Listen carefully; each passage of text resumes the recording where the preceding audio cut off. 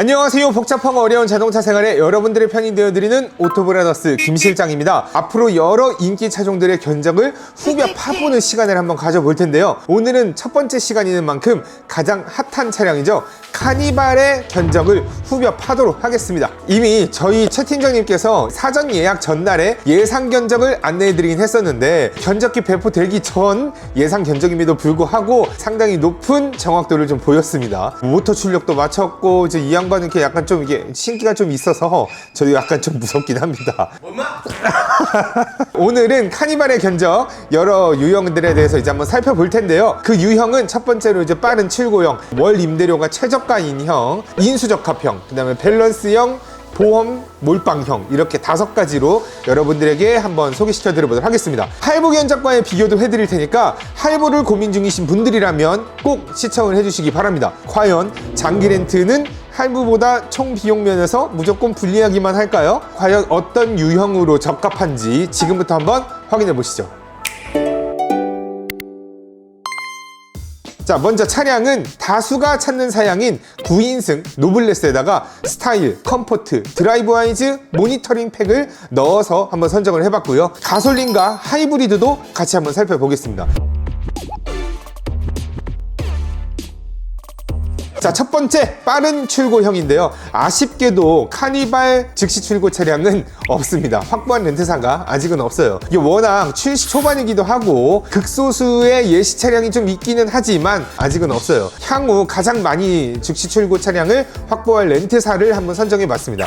B&K 캐피탈로 진행을 할 건데, 자, 이번 유형에서 B&K 캐피탈 조건으로 한번 달아볼게요. B&K 같은 경우에는 낮은 대물 한도와 추가 운전자를 등록하게 될 경우에는 임대료가 상승한다는 약점이 좀 있지만 즉시 출고 차량을 워낙 많이 확보하기 때문에 저희가 선정을 한번 해봤고요. 먼저 가솔린입니다. 48개월 조건인 경우에는 무담보 시 72만원, 보증금 30%를 집어넣게 되면 65만원, 선수금 30%를 하면 45만원의 견적을 보입니다.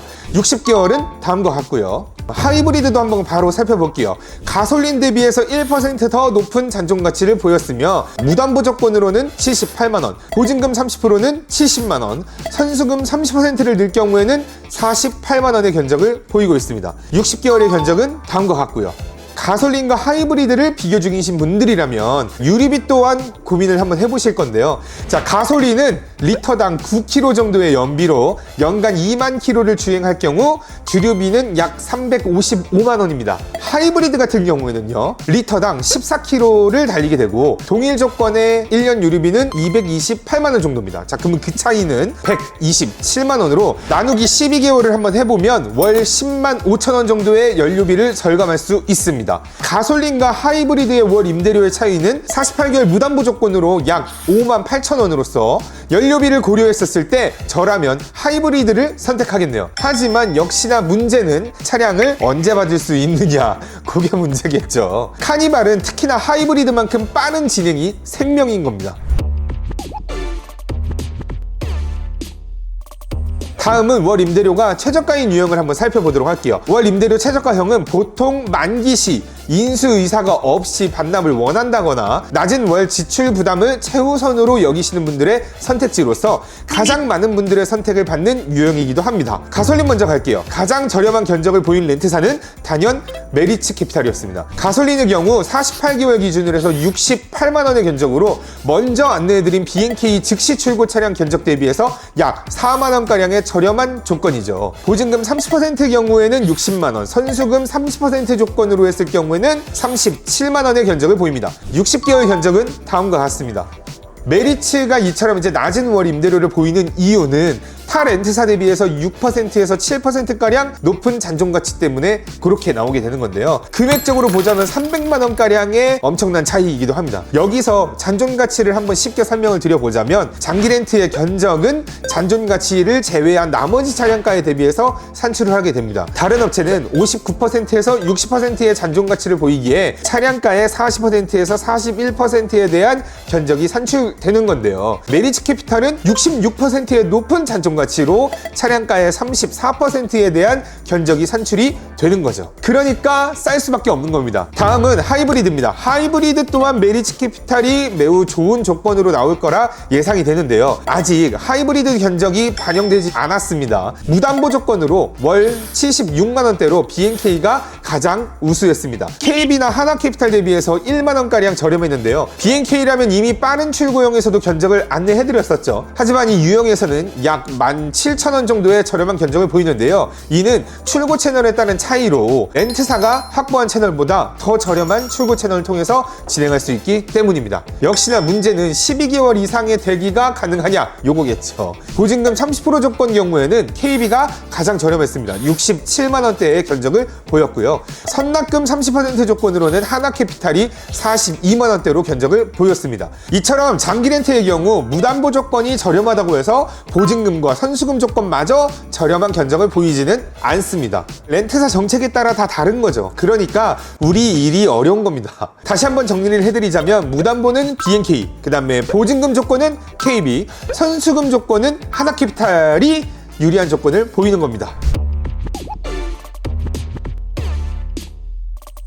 다음은 인수형입니다. 인수형의 유리한 장기 렌트 상품의 특징은 잔존 가치가 낮다는 겁니다. 그 얘기는 안내해드린 위 개념대로 월 임대료가 높다는 얘기죠. 할부 수준으로 높지는 않지만 잔존 가치가 높은 업체 대비해서 확실히 비싼 월 임대료를 보이는 대신 만기 시 납부할 잔존 가치에 대한 부담이 적습니다. 우리카드나 롯데캐피탈 등이 인수에 적합한 조건을 보이는데요. 특히 우리카드의 경우 초기 비용이 마련된 분들께 더욱 좋은 인수 조건을 보입니다. 잔존 가치를 하향 조정해 인수 총 비용을 더 저렴하게도 설정을 할 수 있기에 납입 가능한 월 임대료에 여유가 있거나 초기 비용이 제법 마련되신 분들께는 강력 추천드립니다. 하지만 아쉽게도 아직 신형 카니발에 대한 대응이 되진 않았습니다. 네, 견적이 가능할 때 인수에 적합한 렌트사의 다양한 조건들을 특집으로 한번 제작해 드리도록 하겠습니다.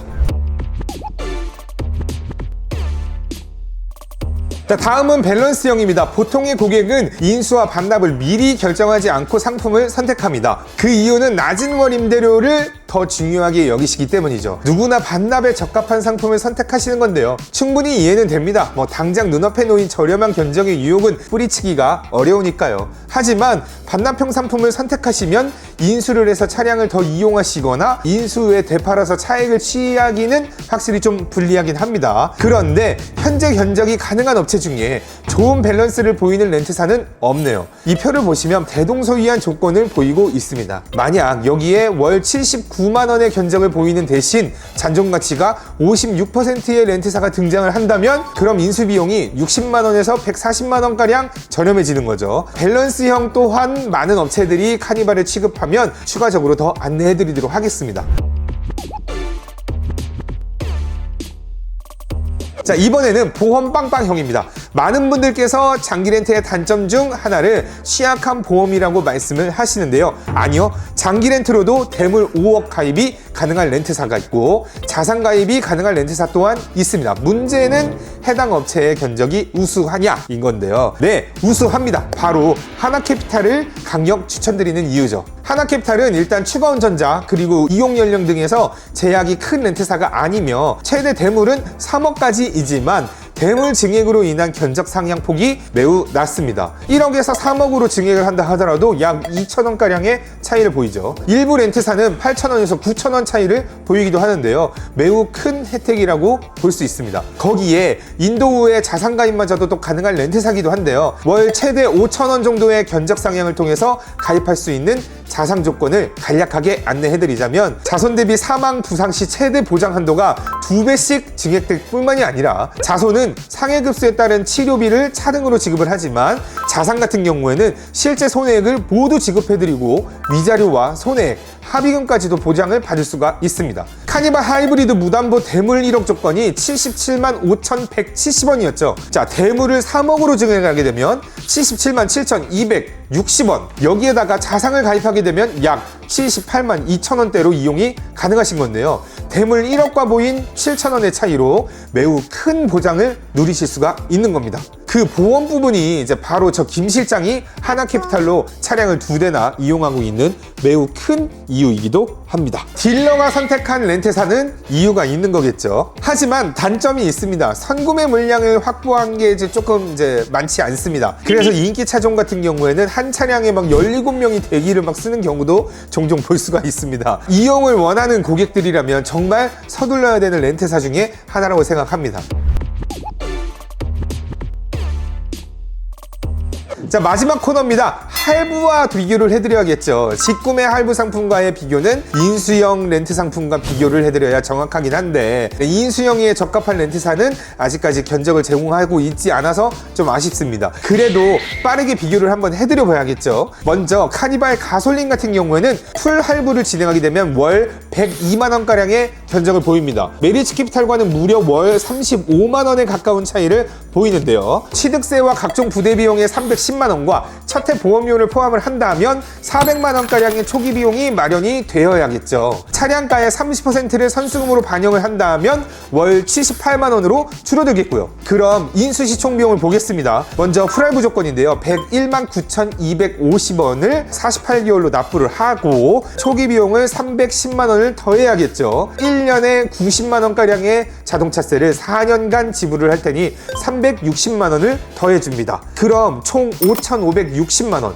인수형 상품은 아니지만 현재 견적이 가능한 업체 중에서 무담보 인수 조건이 가장 좋았던 B&K 캐피탈의 인수 총 비용은 6천만원으로 차이는 440만원입니다. 만약 1년에 보험료를 110만원 이상 지불을 한다면 그럼 장기 렌트의 여러 장점들을 누리면서도 금액적으로도 더욱 유리한 조건을 이용하게 되는 겁니다. 할부 고객 또한 장기 렌트를 고민해 볼 필요가 있는 거죠. 초기 비용 30% 조건도 한번 같이 비교를 해보도록 하겠습니다. 직구매인 할부 상품에는 보증금의 개념은 없죠. 차량 대금을 선지불 하는 선납금 개념인데요. 먼저 월 납입금에다가 48개월을 곱해주고 초기 비용을 더해줍니다. 거기에다가 4년간 자동차세를 더해주면 5,440만원. KB캐피탈의 인수총 비용은 5,610만원입니다.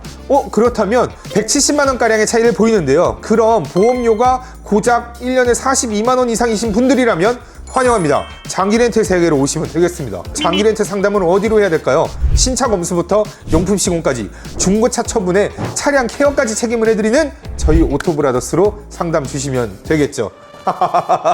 우리 영상에 더보기라는 버튼이 있는데 그 버튼을 딱 누르시면요, 저희 카카오톡 채팅을 들어갈 수 있는 링크가 있습니다. 그 채팅방에 링크를 타고 들어오신 다음에 저 견적 받고 싶습니다 라고 얘기를 해주시면 저희가 바로 이제 설문 작성할 수 있는 링크를 넣어 드릴 거고요. 자, 오늘은 카니발의 견적을 막 이렇게 후벼 파봤는데요. 아직 다양한 렌트사의 견적이 배포가 되기 전에 촬영한 영상이다 보니까 인수형이나 밸런스형의 조건은 명확하지가 좀 않았습니다. 다음에는 꼭 특집편으로 제작해서 다시 찾아뵙겠고요. 다시 한번 카니발 상담은 저희 오토브라더스로 연락 주시면 좋겠습니다. 자, 여기까지 복잡하고 어려운 자동차 생활에 여러분들의 편이 되어드리는 오토브라더스 김 실장이었습니다. 안녕.